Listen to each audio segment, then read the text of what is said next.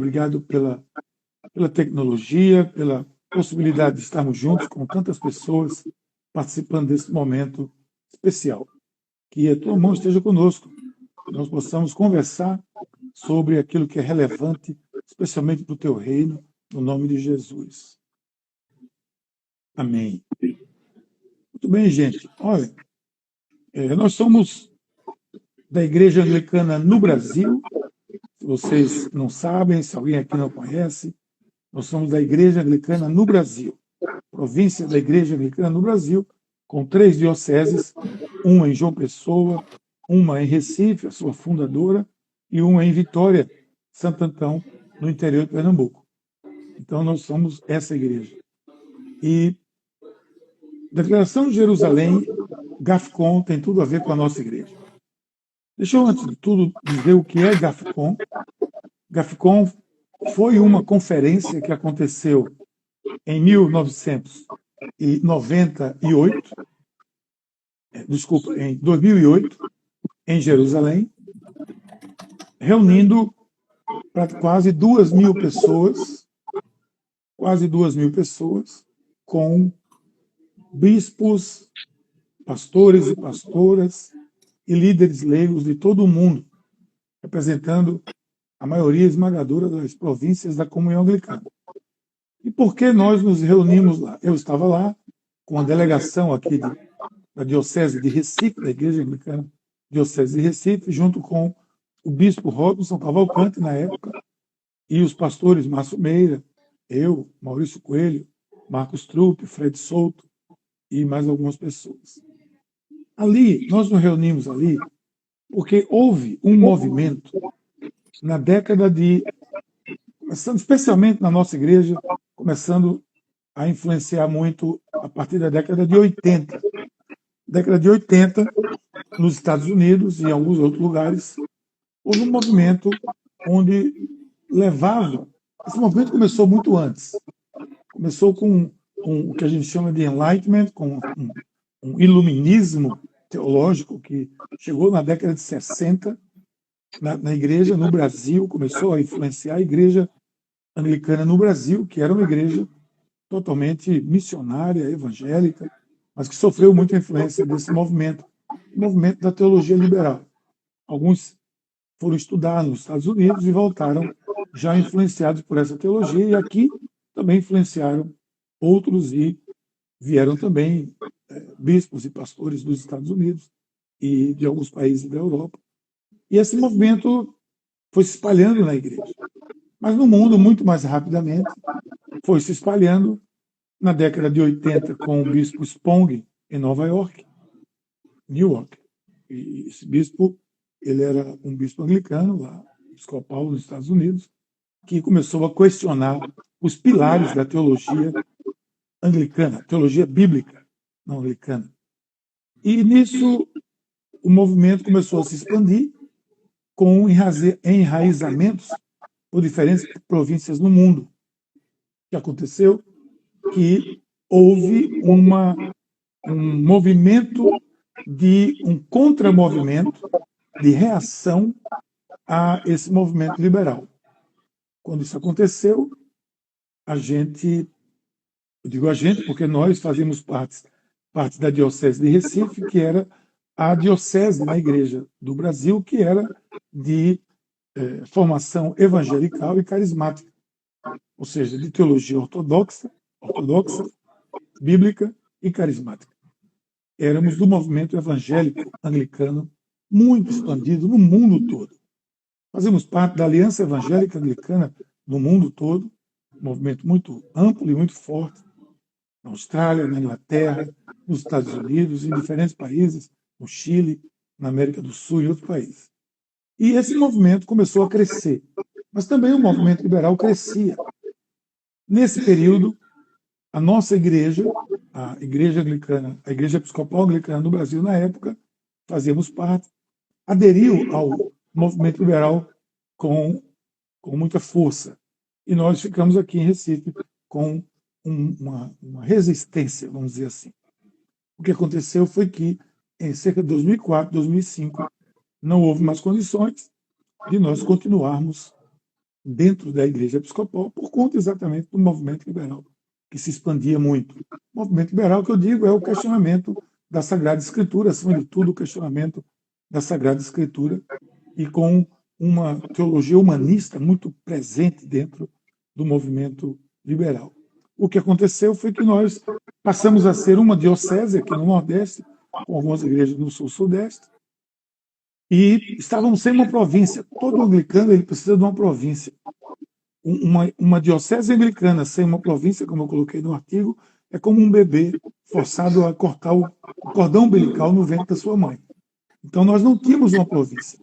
Já em 2008, com esse movimento liberal tomando conta, se espalhando pelo mundo, a Conferência de Lambeth, que reúne a cada 10 anos os bispos anglicanos de todo o mundo, um grupo grande, de mais de cerca de 800 bispos, decidiram não ir a Lambeth, e aí criou-se o movimento, a Conferência do GAFCON em Jerusalém, como alternativa àquela Conferência de Lambeth de 2008. Ali já centenas e centenas de bispos não foram para Londres e fomos todos para Jerusalém. Por isso que foi. GAFCON significa Conferência Global para o Futuro do Anglicanismo.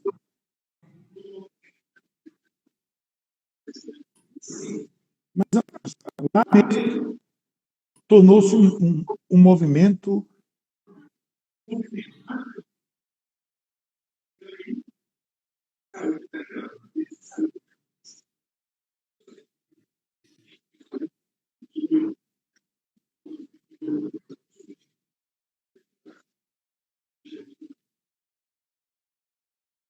Declaração de Jerusalém foi a afirmação que nós, reunidos em Jerusalém, em junho de 2008, 29 de junho, dia de São Pedro e São Paulo, marcado por esse dia de São Pedro e São Paulo, nós fizemos essa declaração e aprovamos que existe hoje, e por ela nós somos guiados. Hoje o GAFCON é um movimento que engloba oficialmente 10 províncias anglicanas no mundo, mas algumas províncias como observadoras. Então são cerca de 14 a 15 províncias do mundo anglicano.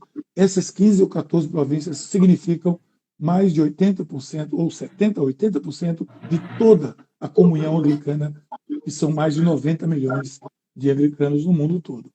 Uma perspectiva histórica para que nós possamos compreender um pouco do que nós estamos falando.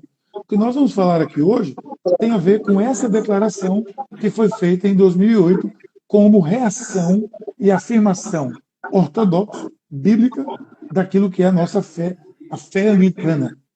O GAFCON ele tem uma frase, poderia dizer, de uma afirmação que diz: o nosso propósito é trazer toda a comunhão anglicana de volta às Escrituras e proclamar Cristo com fidelidade às nações. Esse é o nosso propósito. Esse é o nosso propósito. Esse é o GAFCON, é um movimento que hoje está espalhado em todo o mundo. Então, Declaração de Jerusalém. Vamos começar a gente vai fazer uma exegese nessa declaração agora. Vamos conversar um pouquinho sobre ela. Antes de tudo, eu queria que o pastor Eric pudesse...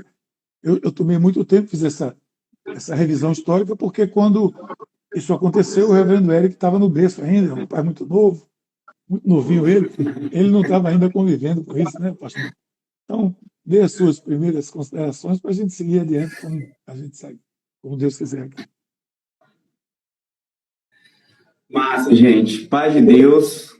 Primeiro, é uma honra estar aqui celebrando uma fé, uma crença em Jesus, o poder do Evangelho que, enfim, que chegou até a mim aqui. E eu pude ser muito abençoado por essa história. Talvez você, assim como eu, não viveu todos esses fatos aqui descritos, e eu queria dizer, basicamente, como isso me toca e deve tocar você, todo mundo que está aqui. A importância dessa declaração, desse evento e da história dessa igreja. Olha, eu nasci num lar cristão, eu sou um jovem, alguém chama de milênio, né? E sou fruto dessa geração questionadora.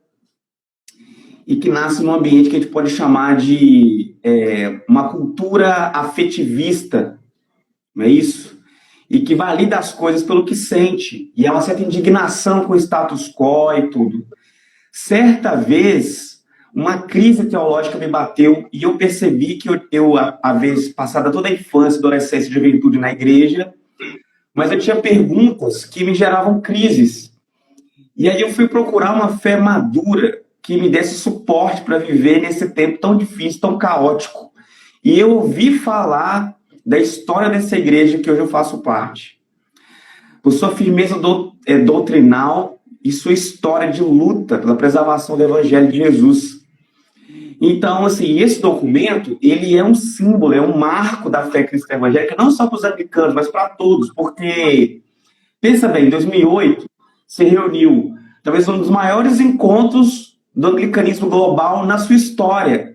E para quem não sabe, o anglicanismo é o maior ramo protestante hoje do planeta. Então foram quase 2.000 pessoas, 1.950 pessoas, ou seja, quase 2.000 pessoas, num grupo muito qualificado, porque havia 50 países representados, incluindo 316 bispos, incluindo esse que está aqui, e o reverendo Márcio Meira, que está aqui também, e 669 outros clérigos, e mais 965 líderes anglicanos. É gente para arrastar de enxada, decidindo como ajudar essa igreja que é relevante no mundo a seguir em frente por meio de uma fé que a gente chama aqui de uma fé cristã e ortodoxa, e a gente queria dizer. Tem muito debate contemporâneo sobre o que significa esses termos aqui, ser liberal ou ser ortodoxo, muita confusão sobre.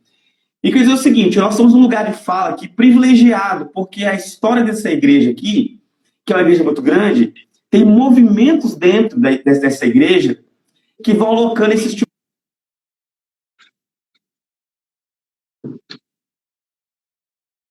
Então, ortodoxa e evangélica, a gente está falando de trava um pouco aí, né? Vocês estão me ouvindo? Está travando às vezes. Então, né?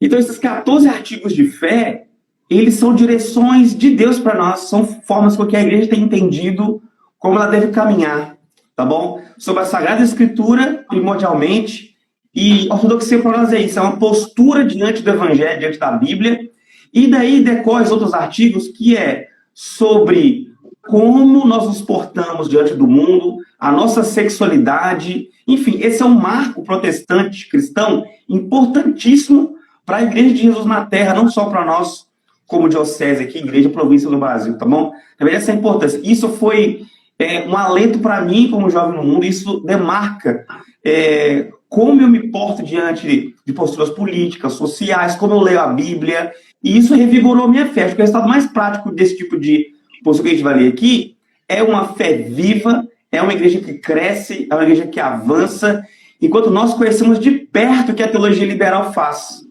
Talvez nenhuma outra igreja tenha tido grupos tão grandes assim, de uma teologia tão rebelde, tão nefasta, com um produto puro do liberalismo, que é uma igreja que sempre fracassa, não é um livro proibido para ler, não é nada disso. É um tipo de postura, um movimento que faz a igreja decair, minguar sua fé, traz muita tristeza, muita dificuldade para a igreja como noivo de Cristo na Terra. E na minha vida eu tenho visto que a fruta que a gente chama aqui de ortodoxia é um convite do Senhor para que você possa ter uma fé viva, uma teologia vibrante, e uma igreja histórica como a nossa, que só avança, que só cresce. Hoje, desde a fundação dessa província até agora, enfim, a gente poderia aqui elencar inúmeros de paróquias, de províncias, de clérigos, mas mais do que isso, é o calor das celebrações, a densidade na evangelização, o vigor da fé dessas pessoas nos suas vidas, nos seus casamentos. Acho que esse é o maior testemunho do fruto desse tipo de teologia que a gente vai celebrar aqui, que tem a ver com a história dessa igreja. Não é isso, bispo? Isso, é verdade. Você falou que se afirmou, né, como um milênio, e essa geração que tem um processo afetivo muito forte, que às vezes o afetivo supera, inclusive, a própria razão e guia as pessoas, né? O emocional afetivo guia essa geração. E muitas vezes rejeita algo que seja uma declaração, por exemplo. Mas quando você falou de ortodoxia, a ortodoxia ela precisa ser expressa em uma declaração. A própria ortodoxia é uma declaração. Se não houver uma declaração, nós não vamos identificá-la. Nós vamos ficar procurando aonde ela se firma. Ela se firma, a nossa ortodoxia se firma em outras declarações. Por exemplo, quando na igreja presbiteriana, por exemplo, existe a confissão de Westminster, que é a coluna vertebral da igreja presbiteriana, reformada, na verdade. Na igreja anglicana existem os 39 artigos de religião da Reforma Protestante, 1663, 1563. Ou seja, são documentos, a vida é documental. Quem não aderir, quem não aceitar a vida como um documento, com os documentos, está perdido, até porque você tem uma carteira de identidade. Você não pode ser afetivo pela sua identidade. Você tem que mostrar a sua identidade. Aquilo é um documento, aquilo é uma declaração. Então, às vezes, essa geração foge de uma declaração.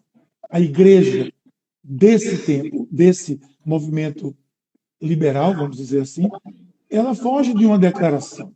Ela não tem uma declaração. A declaração dela é difusa. Ela é difusa, ela nega as declarações num processo contínuo, numa metamorfose ambulante, como diria o poeta, que não para de mudanças e de transformações, que eu concordo com as mudanças, mas existe uma coluna vertebral, uma espinha dorsal. Então, a Declaração de Jerusalém, para nós, do GAFCON, do movimento ortodoxo, movimento evangélico anglicano no mundo todo, é a nossa coluna vertebral, é a nossa espinha dorsal. Então, logo no preâmbulo dessa declaração, se vocês quiserem ter acesso a ela, qualquer pessoa pode ter, vai no site do GAFCON, que chama-se GAFCON, GAFCON, pt.org, português.org. Juliane vai colocar aí para vocês terem acesso. Lá você tem a declaração completa e outros documentos. Mas já no preâmbulo da declaração, existem duas afirmações que são muito importantes. Primeiro é a afirmação de lealdade, expressar a lealdade como discípulos de Jesus Cristo, de proclamar a realidade do seu reino, que ele mesmo, primeiramente, inaugurou nessa terra. Entende o Evangelho como a boa nova da salvação, libertação, transformação para todos. A declaração é extremamente inclusiva. E à luz disso, a declaração diz, à luz disso, nós nos encontramos ali para traçar um caminho que pudesse promover, olha aí, a proteção do Evangelho bíblico e a missão no mundo. Esse é o propósito. Essa declaração existe para isso, para preservar o Evangelho bíblico e a missão de Deus nesse mundo. Então, esse é um preâmbulo apenas. Você vai ver rapidamente, ele vai passar aqui nos pontos. Quando o Eric quiser, por favor, você pode fazer qualquer comentário. Mas veja no primeiro ponto. O primeiro ponto vai dizer de antemão: fomos salvos pela graça, através da fé em Jesus Cristo, pelo poder do Espírito Santo. É a nossa declaração de fé.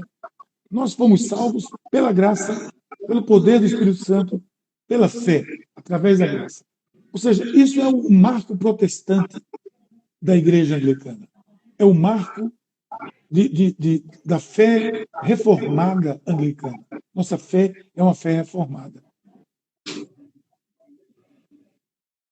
Ô, bispo, massa isso, porque primeiro das coisas que você disse sobre uma declaração de fé, eu sei que nós vivemos um tempo que tem um pano de fundo, onde as pessoas não aceitam uma declaração como essa, ainda mais uma coisa tão bem organizada e bem montada como essa aí do primeiro artigo, né? Que é um pano de fundo que pode falar de afetividade moral, um tempo de afetividade moral, ou seja, uma moralidade que é marcada por uma declaração como essa, que essas doutrinas cristãs, elas encontram um problema na cabeça de alguém, assim, como é que eu vou crer numa coisa que não veio do meu próprio coração? Uma declaração que outra pessoa escreveu. E mesmo que tenha esse monte de bispo, esse monte de gente aí que ratifica que é esse coletivo, né? Primeiro, acho que é um espanto para algumas pessoas pensar que nós temos um pensamento conciliar.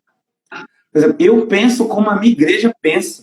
Eu penso como a tradição da igreja. Não há uma fé particular, um bloco Deus sozinho. Não há carreira solo na fé cristã. Nunca houve. Isso é uma novidade. E de onde que vem isso?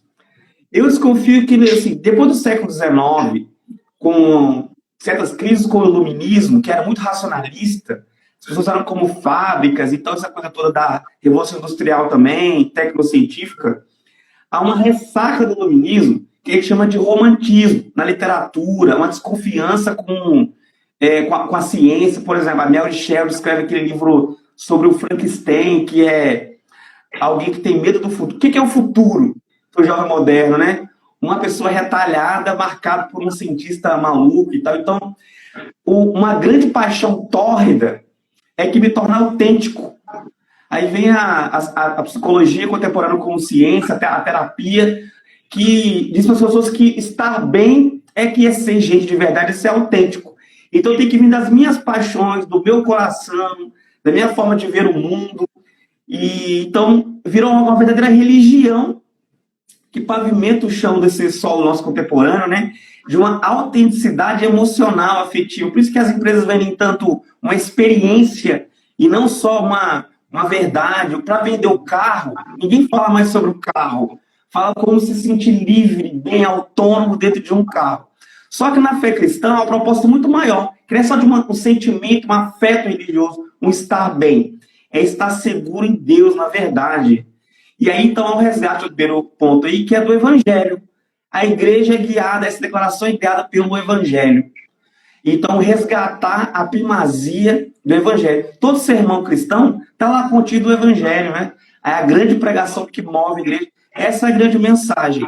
E as pessoas tocadas por Deus vão sentir bem amando a Cristo, mas se não se sentirem também, está tudo bem. O Evangelho não muda. As formas mudam, o jeito de pregar muda, mas o Evangelho ele não passa de jeito nenhum. Não é isso? Éric, essa temática que você está levantando, desse tempo, desse ser humano afetivo, emocional, parece que tem uma couraça afetiva que tudo, ou a lente, vamos usar essa expressão, uma lente de afetividade, que todo o julgamento que ele faz é baseado nessa lente da afetividade. É como se dissesse assim, fora da afetividade não há salvação. É mais ou menos assim. Tudo tem que passar pela afetividade. É isso. E olha, o que a Escritura nos traz é que o coração do homem é enganoso. Nós estamos falando de afetividade, o coração no sentido dos sentimentos, né? Dos sentimentos. Como você falou, o sujeito não vende mais um carro, ele vende o prazer de viver dentro do carro. É verdade isso. O Steve Jobs já dizia que ele não vendia telefone. Ele vendia o prazer de estar com aquele negócio na mão. Né? Então, hoje essa geração rejeita muitas vezes uma declaração com esse argumento, mas, por outro lado, ela afirma diariamente. E essas afirmações saem dos meus lábios, às vezes, repetindo algo que eu já aprendi. Se uma pessoa que se julga assim, ela não tem experiência cumulativa, então. Ela não tem experiência acumulada da própria civilização, do próprio ser humano na sua história. Uma pessoa que vive assim, ela tem que ser 100% original, 24 horas por dia, 7 dias por semana, porque ela não herda nada. Já dizia Lavoisier que na natureza nada se cria, tudo se transforma. Então, eu vou contestar o que toda uma história trouxe. Não, eu posso até contestar alguns aspectos, mas há uma história cumulativa, o conhecimento é cumulativo. Né? E a história do conhecimento é cumulativa. Então, é muito importante que a gente tenha uma declaração, porque eu preciso me afirmar, E para me afirmar, eu tenho que dizer onde eu estou firmado, onde eu estou, por que eu faço essa declaração, por que eu digo isso. Agora, quando existe um movimento muito grande, onde as pessoas não estão afirmando mais nada, tudo é relativo, e aí é o relativismo que entra com muita força nesse tempo, por isso que não há mais declaração, porque não adianta afirmar alguma coisa, porque amanhã vai se tornar relativo, hoje já é, porque você afirma isso, e eu afirmo outra coisa, e assim vai. Ou seja, não há uma linha mestra. E nós não somos seres soltos no universo. Nós temos uma linha mestra, nós temos um criador. Então, há uma incongruência em alguém que diz que crê em um Criador, mas desfaz os atributos desse Criador quando diz que eu não posso crer numa declaração feita por alguém. O próprio Deus fez a declaração. E aí o segundo artigo diz que nós cremos nas Sagradas Escrituras, Antigo e Novo Testamento, contendo todas as coisas necessárias para a salvação, copiando o 39 artigo de religião, acho que é o artigo 6º. Isso é uma declaração. A Bíblia, o Antigo Testamento, o Novo Testamento, dentro do seu contexto histórico e sendo bem avaliado, bem estudado, é uma declaração, são declarações de fé. E nós temos declarações de fé. A Sagrada Escritura é a nossa declaração de fé. Nós cremos nela. Agora, eu respeito, e você também vai respeitar. Se alguém não crê, então nós não discutimos sobre isso. Mas quando eu decido que o meu ponto de partida é a Escritura, eu preciso olhá-la com carinho, com cuidado, com zelo. O professor meu de Antigo Testamento chegou na aula e disse que todo mundo tinha que pegar um ovo de galinha e passar o dia todo segurando o ovo de galinha. E no primeiro dia de aula, no outro dia, vamos dar o depoimento. Como foi? Os internos que estudavam comigo lá. Como é que segurar um ovo de galinha durante 24 horas? Ah, quebrou, eu me distraí, quebrou. O outro lá trouxe, não está aqui firme, estou com ele aqui. Ele disse, a Bíblia é como isso aí, é como uma casca de um ovo, que pode ser muito frágil e precisa ser bem cuidada, bem estudada, e não simplesmente lida com óculos do relativismo. A Bíblia não é relativa. Agora, se a pessoa tem outro ponto de partida, não tem problema, mas a fé cristã, anglicana ou não, a fé cristã, o ponto de partida é a Escritura Sagrada. À vontade. Meu bispo, eu tenho escutado muito por aí coisas como é preciso que a gente reveja o lugar da Bíblia, ou fazer uma leitura mais libertária do texto bíblico, ou uma leitura decolonial e etc. E o que você percebe é o seguinte, que como aqui a declaração propõe, está no segundo artigo, como alguém já colocou aqui, nós aceitamos ela como autoritativa, como verdadeira, como palavra de Deus, o Antigo e o Novo Testamento, 66 livros, etc, etc. Então, há uma proposta aqui de leitura dessa declaração, que a gente considera uma leitura ortodoxa. O que é isso? A nossa posição e postura diante da Bíblia, que é, nós não só vamos ao texto bíblico para interpretá-lo, mas nós somos interpretados pelo texto bíblico. O texto nos julga, e não o contrário. Isso. É por isso que é tão perturbador para algumas pessoas ler a Bíblia de maneira ortodoxa. A ortodoxia não é difícil de entender. Ela é difícil de aceitar. Porque ela está reivindicando um lugar de senhorio que não é seu. E isso é difícil para um coração moderno, que tem todo esse auspício de autonomia e liberdade, porque ele sente assim, então cerceando a liberdade absoluta. E eu não posso aceitar um Deus que me peça para que eu não seja Deus junto ou Deus dele, né? Então, a pergunta aqui está além do quê? É como se a pessoa fosse ler o texto, mas o olho, ele é como um lápis, ele é pontudo, e ele vai escrevendo por cima do texto. Ou seja, não é uma leitura, na verdade, é um engasgo. Então, esse tipo de... algumas teologias por aí, decolonial, sei lá o nome que for, na verdade, são propostas, porque aí... Olha só a diferença entre o olhar da pessoa que lê com forma ortodoxa e o que a gente está chamando aqui de liberalismo. Todo mundo tem pressupostos quando vai ler o texto. Todo mundo tem história. Quando eu leio o texto, eu vou com quem eu sou. Não tem como eu ir sem quem eu sou. É eu que vou ler. Mas a diferença é que eu estou desconfiado de mim. E eu tenho fé que o texto é verdadeiro e que ele vai me julgar. O liberal faz o contrário. Ele desconfia do texto e confia nele de si mesmo. Então, ele é o verdadeiro senhor dessa leitura aqui. A leitura ortodoxa é uma proposta de leitura humilde. É por isso que a interpretação da escritura é sempre circular, né? O texto interpreta o próprio texto. E você está no meio disso aí. Ou seja, uma leitura boa da Bíblia para nós termina de joelhos diante do Senhor por meio do seu evangelho. Eu não vou ajoelhar o texto nem Jesus à minha causa, fazer a minha imagem e semelhança. Então, por esse tipo de propostas e de hermenêutica, interpretações contemporâneas, é uma atualização da teologia liberal do século XIX. Alguns dizem que ela acabou como um movimento. Tudo bem, pode ter acabado, mas a postura liberal permanece. Que é quando eu vou para o texto para me ver, eu faço dele um espelho. Eu coloco o espelho em cima do texto e fico ali me olhando e me namorando. E eu levanto como se tivesse sido renovado por alguma coisa. E aí se faz um revisionismo. Tem a parte que eu quero, a parte que eu não quero. Nunca se quer nada, que isso possa ser um confronto. Porque eu desconfio que essa coisa dos afetos gerou uma outra coisa que a gente pode falar aqui, porque eu sei que irrita muito essa palavra, mas eu acho que é adequado, que é o ressentimento. O ressentimento é eu leio o texto a partir só das minhas feridas, dos meus problemas, não para ser liberto do texto, mas eu encontro nele morada e se me curar eu fico com raiva, porque eu faço dele lugar da minha identidade. Porque isso tudo aqui, no fundo, não é só declaração de fé, é uma declaração de identidade. Se alguém perguntar quem eu sou, eu posso começar a ler esses artigos aí. Eu sou alguém salvo pelo Evangelho, eu sou alguém lido pela Bíblia, julgado assim, salvo, liberto por Jesus.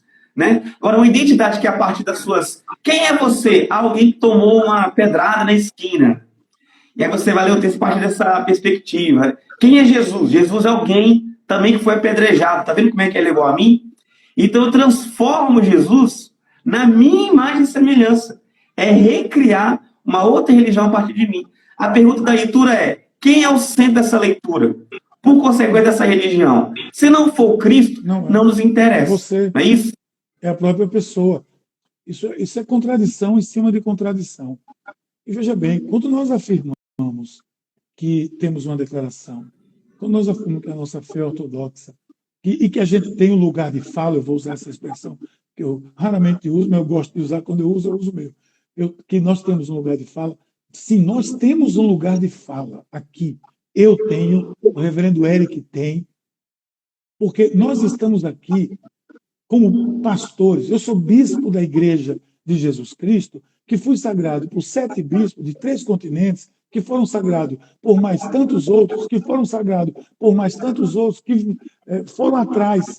E se buscar lá atrás, buscando essa sucessão, vai chegar nos próprios apóstolos e discípulos de Jesus. Ou seja, nós temos uma linha contínua de pessoas que foram passando essa sucessão do ensino e da teologia apostólica, da ortodoxia apostólica, que chegou até a minha cabeça e eu coloquei as minhas mãos sobre a cabeça desse pastor que está aí. Então, nós temos lugar de fala. Nós é que temos, porque nós vivemos igreja. Não obstante as suas falácias, que a igreja também tem dificuldades. Mas, não obstante isso, nós estamos nela falando de dentro, muitas vezes avaliando-a, mas estamos dentro dela. Nós não estamos de fora jogando pitadas ou pedradas para provocar. Nós estamos de dentro. Nunca tiramos o pé dela.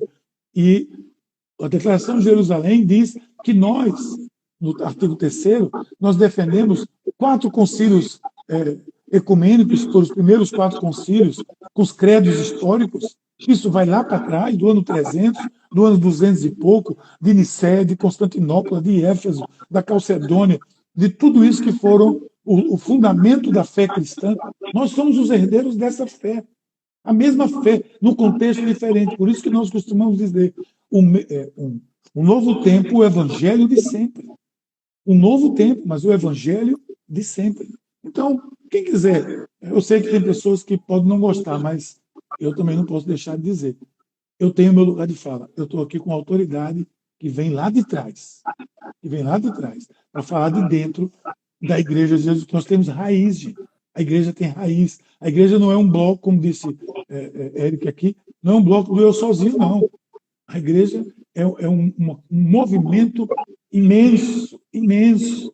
O movimento anglicano é um movimento imenso, quase 90 milhões de pessoas no mundo todo. Basicamente, depois da igreja romana, é o maior corpo cristão do globo. E nós temos raízes. Nós temos lugar de fala. Esse nós temos. Eu acho que tem uma coisa assim que é uma necessidade humana, que é de uma hora ou outra olhar para trás e se sentir conectado com o resto dos humanos, criar um certo tipo de tradição. Eu percebi que as pessoas que até que negam a tradição, tipo assim, por que eu vou confessar aí esses credos, a fé dos pais da igreja? Aí ele acaba uma hora ou outra se valendo de outros tipos de raízes.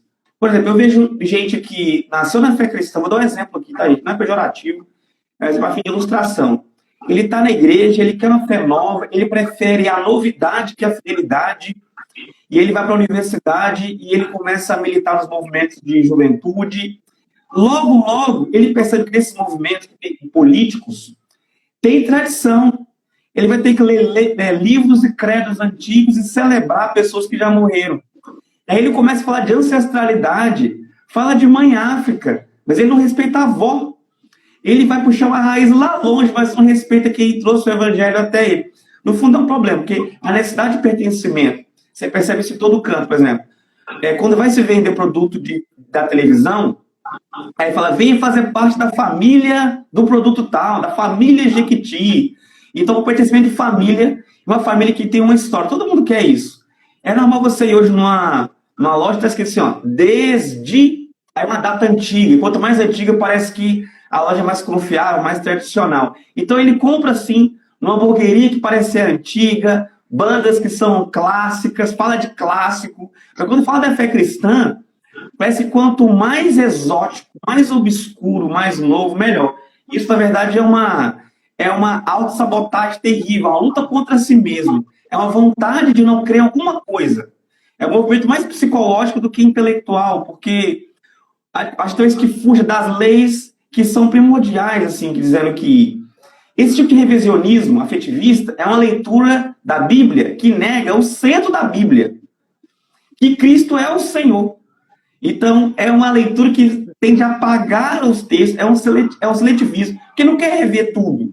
Tem gente que quando vai falar de justiça, fala, Jesus amou os pobres também. Mas quando ele fala de lei moral, ele fala, esse Jesus eu não sei se eu quero. Então, no fundo, é um trabalho meio que de voodoo, de pegar um boneco e ficar ali tentando construir um outro Cristo, outro personagem. Agora, a leitura bíblica proposta por esse artigo aqui, ela é segura, a verdade é essa, ela é segura, porque vai para além dos seus erros, né? A tradição diz que é aquilo que foi escrito de forma ampla, durante muito tempo, pelos 4 cantos do cristianismo. Se você for ver, como o C.S. Lewis diz no livro de Cristianismo Puro e Simples, ele foi consultar ortodoxos, católicos, reformados de todos os níveis e caminhos, para tentar fazer assim, o que todo mundo crê? É nisso aqui, que é parte do credo que está diluído por isso aqui, né? E eu desconfio que quem nega esse tipo de credo, no fundo, é porque ele tem outro credo já no coração. Ele carrega um outro tipo de credo que ele defende como aquela é a ortodoxia. No fundo, todo mundo é ortodoxo de alguma fé. Basta saber se você já encontrou a ortodoxia do cristianismo. Ou se você fez o cristianismo cantar baixinho para um outro tipo de fé hermenêutica falar mais alto. Né? Então aqui é, no fundo, deixar Cristo falar por si mesmo e a Bíblia falar por si própria e outros tipos de credo e do paganismo falar mais baixo e deixar o Senhor ser o Senhor. É verdade. O que Sepúlveda colocou ali, de que a chave hermenêutica desse movimento liberal é o próprio leitor. Ele não tem chave hermenêutica, ele não tem nem canivete hermenêutica, ele é o que aparecer. Mas essa pessoa, como você disse, ela quer o novo. Isso é muito interessante, é importante que a gente veja isso. Porque ela quer o novo, mas ela usa o sabonete Febo, ela corta o cabelo numa barbearia totalmente vintage, ela escuta música no vinil, mas quando chega na fé, não pode ter nada desde ano zero. Não pode. desde antes de Cristo. Não, não pode. Tem que ser algo novo. Tem que ser algo novo, sem as amarras do passado. Não, não é assim. A nossa fé não pode. A fé cristã é uma fé histórica, não há como negar isso. Não há como negar isso. Mas a gente seguindo nessa declaração, você já falou aí, na declaração 5, ele fala do senhorio de Cristo. Nós acabamos de falar, você acabou de falar sobre o senhorio, e já me colocou aí, o senhor desse é o próprio leitor, ele é que é o senhor. Como você disse muito bem, ele é que julga a Escritura. Mas como ele está sendo julgado pela Escritura, gera um incômodo absurdo nele. Nós somos uma igreja, um grupo sacramental. Isso é tão bonito. Nós conversávamos outro dia, aqui eu e Eric, aqui na minha casa, sobre essas coisas, e nós estamos vendo um bocado de gente falando de igreja sacramental, sacramental. E às vezes a pessoa, porque está seguindo um lecionário, um rito, acha que isso é porque é sacramental. Não, isso aí é litúrgico, isso aí é formal, é reverente, tradição, mas não necessariamente sacramental. E nós conversávamos, eu e o pastor Eric, e a gente dizia, nós, os evangélicos, anglicanos ou não, nós somos mais sacramentais do que qualquer sacramentalista. Porque o sacramentalista, aí o Eric deu esse exemplo e nós discutimos, o sacramentalista vai pegar uma água da torneira e vai ter que abençoar essa água para fazer o batismo. Olha que coisa interessante. Nós cremos que toda a água, aquela que está ali na frente do mar, e toda a água do universo, onde esteja, é água sagrada, porque é criação sagrada de Deus. Eu nem preciso abençoar. Isso é ser sacramental. É a vida como um sacramento, como uma ordenança, como um ministério de Deus. E aí as pessoas chegam agora, assim, novo, quer ter algo novo, vai, porque tem que ter uma igreja que seja orgânica, que seja inorgânica, eu não sei como é que é isso, mas fica tentando criar, assim, inventar a roda. Gente, por isso que nós precisamos de uma declaração. Sabe o que é o prumo que está lá no profeta? O prumo. Ninguém constrói sem um prumo, sem uma referência. E nós vivemos uma geração sem referências. Desde Cazuza, ele já dizia que morreram de overdose. Os heróis lá morreram de overdose. Não tem uma referência. Então, qualquer ponto que olhar se torna uma referência. E isso faz parte desse mover dos dias de hoje. Por isso que nós queremos uma declaração, para termos o nosso prumo. Ali é o nosso prumo. Porque sabemos que, como seres humanos, facilmente podemos até nos desviar desse prumo também. Não é verdade?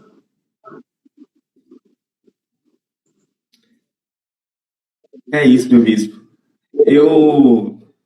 Enfim, estava te ouvindo pensando aqui sobre algumas coisas. Por exemplo, isso aí está conectado com a história da igreja, te faz ter uma fé que é ao mesmo tempo orgânica, organizada e também formal, porque isso é humano. As pessoas se esquecem e se enganam com essas palavras, porque uma amizade é uma instituição, um amor é uma instituição, uma banda de rock, do mais anárquica que seja, é uma instituição, a instituição banda. E esquece que organicidade não tem a ver com falta de regularidade e ordem. Se as pessoas soubessem o tanto de ordem que há numa floresta, não confundiria como organicidade versus organização formal. É que a floresta está organizada na lógica da floresta, que é complexa, mas há uma ordem ali. Então isso te dá segurança para você não querer reinventar a roda, porque não precisa. Nós estamos caminhando sobre os ombros de gigantes. Por isso afirmamos isso. Estamos aqui com os credos históricos, e essa coisa do senhorio de Jesus. Nós aprendemos isso com outros irmãos. E esse é o jeito de Deus agir. Nós somos chamados para um corpo, uma fé comunitária. Por exemplo, é um absurdo, meninos por aí que estão seguindo o lecionário, que é o instrumento de unidade da igreja, mas não tem igreja. Ele segue uma forma tradicional da igreja ler para gerar unidade na leitura fora da igreja. É uma contradição. Então você tem que fazer as pazes com o todo. Essa declaração aqui, ela é não é só um formatador para a sua fé, o que é muito bom, porque ter uma fé sem forma é uma coisa horrorosa. Mas ela é um convite para você ter um equilíbrio, uma fé equilibrada, ter os nutrientes necessários aqui para que você floresça como igreja, como irmão na fé, como filho de Deus, ou seja, todos os nutrientes aqui para regar suas raízes, vai te conectar à raiz, não se sentir perdido mais. Por exemplo, quando alguém pergunta quem é você, você pode começar a contar a história lá da ressurreição de Jesus. Você não está com as suas histórias, com os seus dramas, com os seus traumas, introvertido, fechado em si mesmo. A fé da igreja te coloca para fora, uma extroversão. Aí você é conectado com uma história muito maior que a sua. E isso é uma libertação absurda. Eu poder chegar no Recife, em qualquer lugar que eu for, encontrar minha família na fé, e uma história sendo contada que é para além da minha pequena história. Aí ela ganha sentido no senhorio de Jesus. É quando eu me submeto a Jesus, aí sim a minha história, a minha identidade ganha propósito real. E isso é maravilhoso. Em vez de eu estar fechado em mim mesmo, eu me abro para o reino de Jesus. Aí eu floresço, ganho sentido, significado, uma família gigantesca e propósito, né? Começo, meio e fim, que não comece e não termine em mim. Por isso o Senhor Jesus, porque a história sendo contada é a de Jesus. E eu me interpreto agora pela história de Jesus. Quem eu sou? Alguém salvo por Cristo, como está escrito aí. Alguém que era um miserável redimido por Jesus. Aí eu ganho identidade real. Isso é tão importante porque no mundo de hoje as pessoas estão assim. Você sai do curso de arte, isso aqui é real, um fato. Você sai do curso de arte, da faculdade, sem saber o que é arte. Né? Você sai do curso de antropologia sem poder responder a pergunta, o que é o homem? Então, por isso que as pessoas não sabem responder, por exemplo, o que eu sou, o que é a igreja, e parece que celebrar a dúvida é mais importante do que uma certeza. Porque se eu afirmo alguma coisa com certeza, eu posso acabar excluindo a certeza de alguém. Aí, no pluralismo, eu faço o quê? Em vez de ter uma comunicação, declaração, eu tenho um emudecimento. Olha o que o comunismo faz. Em vez de te dar mais voz, que esse é o bem da juventude, eu quero ter voz. O que ele ganha é uma linguagem obscura, ele não consegue reafirmar nada, e fica rodando num léxico confuso e complexo, e ele vai ficando mudo, justamente por quê? Porque ele não serve o Deus da palavra, a palavra que cria. Então ele não consegue ter uma declaração, ele tem só um engasgo. E aí o senhorio de Jesus é a grande libertação para isso. Saber que você serve. Acho que é isso também, né, disso. Assim, todo mundo tem um Senhor, na verdade. A pergunta é quem? A declaração de Jerusalém tem um aspecto que a gente não pode deixar de abordar. Então, você que está aí, quiser meter sua setinha para cima, chama a gente aí, que a gente vai falar o que a Declaração de Jerusalém fala sobre a sexualidade humana. Porque a gente não pode deixar de falar sobre isso, porque é um dos pontos, né, são 14 pontos, mas o 8º ponto fala sobre reconhecer a criação de Deus na humanidade como homem e mulher e o padrão imutável do casamento cristão. Essa é a posição, é a declaração de Jerusalém. Nós não vamos mudar nada disso. E não estamos fugindo, não vamos fugir de comentar isso, porque é muito importante que você saiba que nós temos um norte. Se nós estamos, mais uma vez estou dizendo, se o meu ponto de partida é a Escritura, eu vou à Escritura para tudo, não apenas para o que me convém. Eu vou para tudo.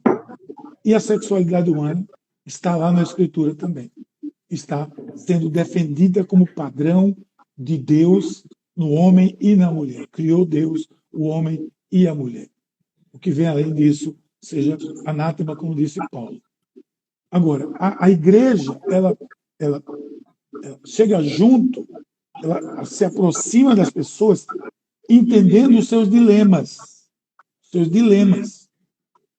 Não apontando o dedo. Não é a nossa postura, em momento algum, está apontando. Pelo contrário, a igreja é um braço de misericórdia. Quem faz o contrário não está seguindo a Cristo. Nós abraçamos o necessitado, o confuso, o perdido, seja lá o que for. Todas as pessoas em qualquer área. Então, a Declaração de Jerusalém diz que o lugar apropriado para a intimidade sexual é a base da família. Nós nos arrependemos das nossas falhas. As pessoas chamam, às vezes, o cristão de arrogante. Numa declaração, publicamente, a declaração diz: nós, como cristãos, são 90 milhões de cristãos, nos arrependemos das nossas falhas em manter esse padrão. Mas entendemos que esse é o padrão de Deus. Esse é o padrão de Deus para a fidelidade ao longo da vida no casamento e a abstinência daqueles que não são chamados ao casamento. Mas hoje você começa a colocar a confusão da mente humana, ela está sendo levada para a confusão da sua identidade, correto? Então a identidade é, você é o quê? Não, eu sou Miguel, mas eu não me sinto Miguel, eu me sinto Lúcia. Bom, você pode se sentir o que você quiser, não tem problema. Ora, você é Miguel, criado à imagem e semelhança de Deus. Miguel. Eu não posso ser o que eu sinto.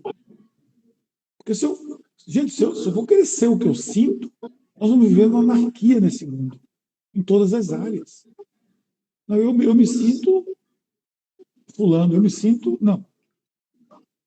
O que é que eu vou passar para você, mas o que é que incomoda? É que a declaração nossa, ela diz que nós não temos condições de autorizar pela Bíblia, de reconhecer na Bíblia, casamento homoafetivo ou esse tipo de atitude. No entanto, nós nos dispomos sempre a acolher. A igreja é um ponto de acolhimento para ajudar as pessoas a se compreenderem, mas dentro de um padrão.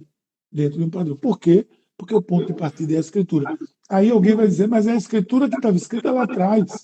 Sim, o restaurante que você entrou é desde 1914. E você continuou comendo lá a mesma comida. E não reclama. E acha bom. E acha válido por isso. Essa coisa aqui funciona assim. Agora, como você falou bem, a questão da afetividade, o pensamento afetivo, eu vou acatar a posição porque eu não quero afetar essa pessoa. É a questão do politicamente correto, de abraçar tudo sem uma referência. Eu acho que é por aí que a gente precisa conversar. Você pode colocar aí as suas... Foi apenas uma provocação. Perfeito, meu bispo. E esse é o artigo 8 da declaração, e que segue um padrão bíblico, que Deus criou um homem e uma mulher, e que o sexo deve ser feito de uma relação pactual, ou seja, dentro do casamento, entre um homem e uma mulher. Eu sei que muita gente vai ler alguns textos e faz os memes por aí, dizendo assim, mas tem texto da Bíblia que fala coisas absurdas que vocês não fazem mais. Vocês não usam aquelas roupas do sacerdote, etc. Mas isso é uma confusão teológica primária, é um erro de quem fez o sátiro do seminário, não fala uma coisa dessa. Porque existe uma hierarquia e uma organização que a gente tem sobre as leis na Bíblia. Você tem a lei civil, que é a organização política de Israel. Israel era a nação, era um povo. Então tinha um ordenamento jurídico. Então algumas leis tinham a ver com os senhores ajudando a organizar a política nacional. Eu não sou um judeu, obviamente não vivo debaixo do ordenamento jurídico de Deus para Israel. Então isso já se cumpriu. Existiam as leis cerimoniais também, que apontavam para Cristo. As leis de purificação, os sacrifícios, todos eles apontavam para Jesus. Jesus acabou resgatando alguns, outros não, porque todos eles eram um discurso sobre a vinda e o lugar de Jesus Cristo. Encerrou-se na cruz. Revelavam a deidade de Cristo, a sua salvação na cruz. Então isso já foi cumprido. Não faz o menor sentido você fazer isso. Agora, existe lei que é lei moral. E isso não muda. Porque o Senhor e os apóstolos ratificam isso. Eles renovam como a lei moral. Por quê? Porque Deus, quando criou uma mulher, decide perceber isso, que ele cria para uma missão doxológica, para louvor de Deus. E esse louvor não acaba nunca. O louvor a Deus e a trindade, como eles se louvam, né? O Filho louva o Pai exalta o nome do Filho, o Espírito Santo. Nós somos chamados para essa eterna louvação. Então isso não passa. Isso não é temporal, isso é eterno. Essas leis eternas, mas foram cravadas em nós. Nós funcionamos muito melhor como seres humanos. Para saúde psíquica, biológica, social, quando obedecemos a lei de Deus, a lei moral, que é reafirmada por Cristo, pelos apóstolos, e aí está uma parte aqui dessa lei, que é a ética sexual. Há uma função que é teológica do corpo. Então, quando nasce um menino, ele tem lá o órgão genital masculino, nasce macho, nós sabemos que ele vai se formar em um homem, mas já há um apontamento biológico para a função dele nesse mundo, para a qual ele deve louvar a Deus. E isso é importante. Porque outro tipo de teologia vai fazer o quê? Vai desprezar o corpo. Então, na verdade, o pessoal diz que o cristão tem problema com o corpo? Não. Nós respeitamos os indicativos teológicos que o corpo já traz. Isso é dar um valor para o corpo. Existe, claro, que o crente tem problema com o corpo, com sexualidade. Pelo contrário, a nossa fé é muito sensual. Não é essa sensualidade baixa, é a sensualidade alta da biologia humana, que é o seguinte: Jesus teve corpo, Jesus encarnou. Em nenhuma religião acontece isso. Esse é um absurdo que o Emil Brunner fala, né? Tipo, um Deus que se encarnou é um absurdo. Dizendo que a matéria não é má. Esse não é um discurso cristão. O corpo não é ruim, o corpo não é má, não é ruim. Mas ele cumpre um propósito, ele tem uma finalidade. Ou seja, é teleológico, ele aponta para um lugar. A sexualidade, o casamento, segundo o texto de Efésios e vários outros que Paulo fala, ele é uma grande metáfora viva, por onde você vive, louva a Deus e aprende sobre a unidade que há na Trindade. E você percebe que a relação com Deus, com a sua igreja, nós somos a noiva, ele é o noivo, e que o sexo aponta para a nossa unidade com Deus. É uma forma de entender o que é a Trindade, ou seja, há um propósito, há um começo, meio e fim. Se você desvia da lei moral de Deus, você usa isso para fim nenhum, ou para um outro fim que não é o fim para o qual Deus planejou. Ou seja, isso é, no fundo, desumanizar, porque o que os seres humanos são imagem e semelhança de Deus. Fora da ordem moral, da lei divina de Deus pregada em nós, você decai do nível do qual Deus te criou para ser, e isso se torna menos. Ou seja, Bispo, vou fazer um comentário rápido aqui, passar para a bola para você. Sabe esse comentário que diz assim: meu corpo, minhas regras? Quem é esses textos aí da Bíblia? Quem é isso para dizer o que eu vou fazer com o meu corpo? Já ouvi isso por aí, com certeza, né? Meu corpo, minhas regras. Isso erra em vários níveis. É um argumento muito fraco em vários níveis, porque eu acho que o primeiro dele é do individualismo. Como se ninguém tivesse a ver com você, o que você faz com a sua vida ou com o seu corpo. Só se pode ser humano com o outro. Nós somos uns dos outros, um para os outros. Né? Não tem como ser humano sozinho. É impossível existir sozinho. Nós somos uma comunidade fraterna de humanos. Então, o que eu faço com o meu corpo interessa a toda a comunidade de humanos. Porque ninguém se torna humano sozinho. Então, o individualismo aí é absurdo. O segundo é pensar na lógica do capitalismo afetivo, como diz aquela socióloga lá de Israel, Eva Luz, que eu transformo meu corpo num objeto que não é eu. Ou seja, eu faço com o meu corpo o que eu quiser. Ou seja, não é eu faço a coisa com o meu corpo, eu sou o meu corpo. A fé cristã diz que não é meu corpo, é eu corpo. Né? E eu, junto com meus irmãos, há uma unidade intrínseca aqui, muito superior do que a lógica de um tipo de capitalismo. E é engraçado que muita gente que se diz anticapitalista repete essa frase sem perceber que isso é um tipo de capitalismo adulto. Eu transformo meu corpo no corpo como do corpo não serve para nada. Ou seja, em vários níveis, você vê que a lei de Deus te protege da irracionalidade, porque usar o corpo só de forma afetiva é desligar o cérebro para que eu não tenha nenhum projeto para a vida e para o meu corpo e para a minha sexualidade. Se eu só faço isso com os meus desejos, ou seja, assim, eu gosto, tá certo, desejei, posso lá fazer. Isso é o que os animais fazem. Os seres humanos não, nós temos um projeto de racionalidade ética, de racionalidade moral, que se cruza com a verdade bíblica, com a revelação, e encontra um lugar dinâmico, de florescimento. Aí sim o corpo encontra a sua plenitude. Por isso, Cristo assumiu um corpo também. O corpo aqui é sagrado. Não seria... Porque aí, claro que aqui tem uma separação, talvez, para quem tem dificuldade na área da homossexualidade, que é a diferença entre prática e desejo. Todos nós também que somos héteros temos desejos que podem ser desvios. E o convite do Senhor para o nosso desejo são desvios eu vou te dar força, eu vou te encher do Espírito Santo, tu vai lutar para ter disciplina suficiente para poder vencer em Cristo todas as suas dificuldades. Então a igreja acolhe a todos. Só que por que a gente está falando de afetividade, por exemplo, e não de o cara que não paga imposto? Porque até o cara que não paga imposto sabe que isso está errado. Ele sabe que está burlando uma regra. Agora, há um discurso por aí que, assim, Você é o seu pecado, você é a sua sexualidade. Então é reduzir você os seus fluxos libidinais. Isso é uma redução da identidade. Absoluto, Cristo é absurdo. muito maior que isso. Você se reveste a identidade de Cristo, ele te livra do infortúnio de ter que construir uma identidade reduzida e quebrada como essa para assumir a identidade de Cristo. Agora, quem eu sou? Um em Cristo, cumprindo um propósito com tudo que eu sou para o louvor do próprio Cristo.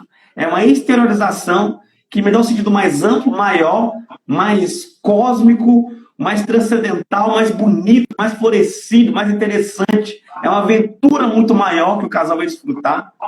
E se você não tem um propósito, uma missão, aí qualquer coisa vale, qualquer prazer pequeno vale. O que é um desvirtuamento absurdo da própria vida. É apequenar a vida. É a grande pegadinha que o humanismo faz, é te desumanizar. E a lei de Deus, ela faz você chegar o mais próximo possível daquilo que Deus te projetou para ser. Por isso a gente não aceita a relação, a prática homossexual, qualquer outro tipo de prática do sexo fora do casamento entre homem e mulher, porque ele vai apequenar as pessoas só por isso. É verdade. E haveremos de convir que quando eu assumo, ou se eu assumir que eu não sou o que eu sou, o que eu estou aqui, eu não quero ser Miguel, eu quero ser Lúcia, eu estou negando o Criador, que me criou Miguel. O Criador me criou Miguel. Eu tenho todas as características de Miguel, mas a minha chave hermenêutica, que sou eu, estou dizendo que eu não sou Miguel. Isso vem de uma afetividade absurda, que só vê o mundo por esse óculos, mas, como você disse, existe agora, inclusive, pregadores dizendo que você não está assim, você é assim. Não. Aí eu estou assumindo que Deus errou. Deus errou na minha criação. Porque eu me vejo no espelho uma pessoa e eu sou outra. Quem errou? Uma pessoa dessa, então, nesse dilema, ela não pode crer em Deus com sinceridade. Porque ela está afirmando que houve erro na criação. Na sua criação. Houve um equívoco, em termos práticos. Então, eu não posso dizer que eu sou aquilo. A gente usa a expressão pecado, porque, biblicamente, é a expressão pecado. Não é para diminuir ou para diminuir qualquer pessoa. O pecado significa algo que tira o projétil do alvo da vontade de Deus, do propósito de Deus. Então, se eu erro o alvo, eu estou sendo um pecador. Então, quando eu entendo pela Escritura, claramente, que a lei moral diz que Deus criou homem e mulher, o que vem fora disso, a gente chama pecado, o Eric caiu, a gente chama pecado porque está saindo do propósito de Deus. Não é pejorativo, não é pernóstico, é uma palavra bíblica, está lá, é um pecado. Mas é pecado também você falar mal, é pecado também você subornar imposto, é pecado também você adulterar. Então, se eu acho que eu não devo seguir regras e declarações, que eu devo viver pelos meus impulsos e desejos, então, quando eu tiver vontade de adulterar, eu deverei adulterar também, porque é o impulso meu, é um desejo meu. Não, nós não vivemos por isso, nós vivemos por uma declaração chamada Escritura Sagrada, que é uma norma de vida e de fé. É daqui que nós tiramos o prumo da nossa existência. Os cristãos são assim. Aí a Declaração de Jerusalém deixa muito claro que é assim. Nós cremos nisso como anglicanos e como anglicanos ortodoxos, cremos que essa é a fé histórica da Igreja, desde ano zero, desde antes de Cristo, desde a criação de todos os tempos. Foi assim. Nunca houve conivência com esse ou qualquer tipo de pecado de desvio do propósito de Deus na Escritura. E nós, sim, amamos a todos, e sim, repudiamos o pecado, seja ele qual for. Isso não é balela, isso não é jargão, isso é uma expressão verdadeira. Eu amo as pessoas, mas rejeito o pecado. Eu rejeito o pecado que há em mim, apesar de amar a mim mesmo. Então eu rejeito, sim. Então, cuidado com o que ouve, cuidado com o que se escuta. Um discurso, recentemente, um pastor fez um discurso muito afetivo, apelando para a afetividade, para o emocional. E como essa geração ouve o emocional, despreza a declaração, baseada na Escritura. Por isso que nós temos uma declaração e queremos seguir com ela, como anglicanos ortodoxos. Acho que o nosso tempo está acabando. O pastor Eric saiu e acho que caiu a conexão dele, que não estava muito boa. Queremos agradecer a todos vocês. Se vocês quiserem mais informações sobre o GAFCON, vá lá em gafcon.pt.org, que é o GAFCON em português. Você pode resgatar lá a Declaração de Jerusalém, informações sobre esse movimento enorme. Olha, gente, deixa eu só concluir com isso. Tem pessoas que dizem que o movimento liberal ele não existe mais, foi coisa do século passado. Não, não, não. Entenda bem. O movimento ele aconteceu, sim, no século passado, mas a sua influência, os seus desdobramentos seguem as gerações, seguem até hoje.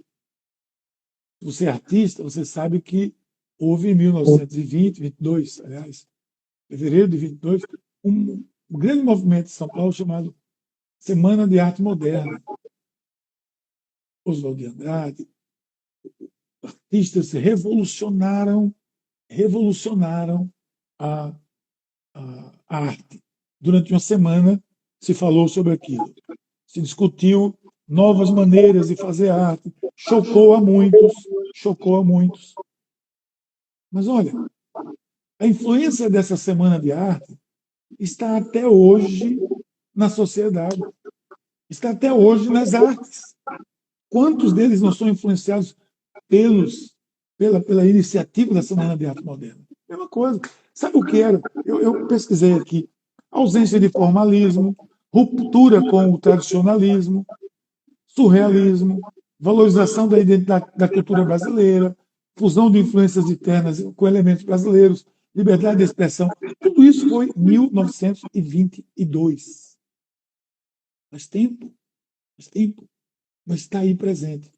O movimento liberal aconteceu de fato. O estopim, a espoleta, foi lá atrás. Mas ele está com a sua influência nos dias de hoje muito claramente. E com os mesmos postulados. Talvez um neoliberalismo teológico. Ou um pós-liberalismo teológico. Muito mais o neo, porque tem vínculos ainda com o passado. E assim nós vamos. Essa foi a nossa intenção, discutir um pouco a Declaração de Jerusalém da Igreja Anglicana e do GAFCON, o Movimento Anglicano Global. Que Deus abençoe vocês, que Deus abençoe, tenham uma boa noite e até a próxima. Visitem o site anglicanobrasil.org e as nossas redes sociais das igrejas anglicanas no Brasil. Que Deus abençoe. Até a próxima, se Deus quiser.